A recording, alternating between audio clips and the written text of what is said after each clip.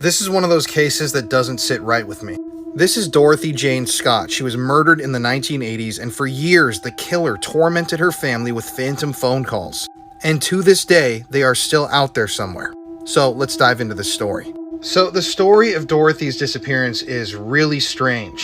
On the night of May 28, 1980, Dorothy drove two of her friends to the hospital, as one of them had been bitten by a spider that night. So at the end of the hospital visit, while they were waiting to get a prescription filled, Dorothy Jane walked to go grab her car and bring it up so that the two friends could meet her outside.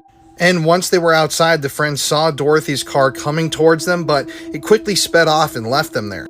Now, they couldn't see who exactly was in the car, who was driving, because the headlights blinded them, but in a few hours, they reported her missing because they couldn't get in contact with Dorothy.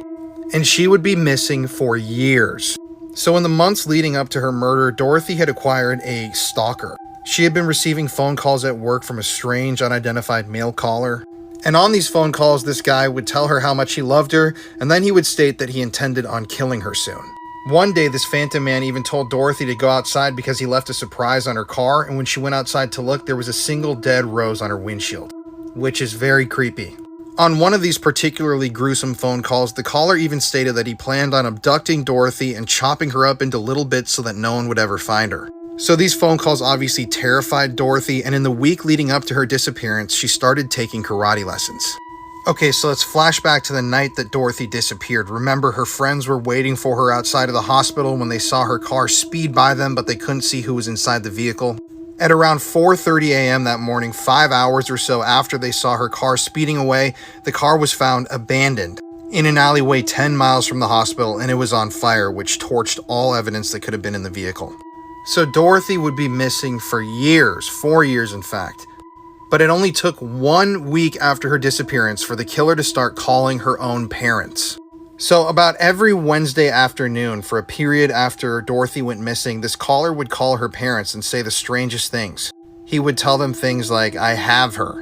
He would also claim that he was the one who killed Dorothy. He was basically tormenting her parents and saying that he knows exactly where she is and what had happened, but he was never going to tell them. Now, 4 years later, this was going on for 4 years, in April of 1984, this caller once again called Dorothy's family, but instead of her mom picking up the phone that night, her dad did.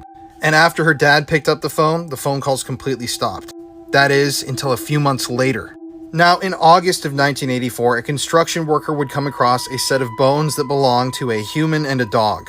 And those bones were eventually revealed to be those of Dorothy's. And immediately after her remains were found, the caller once again began to call her parents. This time, the police installed a recorder that bugged the family's phones. They were trying to get this guy's voice on recording and trace the phone calls, but the calls were never long enough for them to trace, and they still had no idea who this guy was. To this day, authorities still don't know how Dorothy died.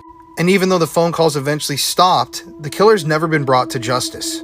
Now, the only suspect that's ever emerged in this case still doesn't have a name. It's the same guy that called, obviously, Dorothy's family, but it was a man who called a local newspaper just a few days after Dorothy went missing.